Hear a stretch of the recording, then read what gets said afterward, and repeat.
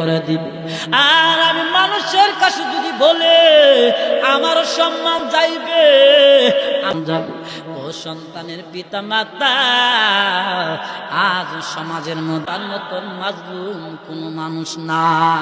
আল্লাহু তাআলা আলাইহি ওয়া আলিহি ওয়া আসহাবিহি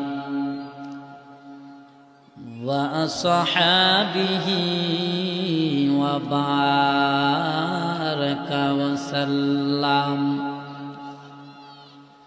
وبارك وسلم تسليما كثيرا كثيرا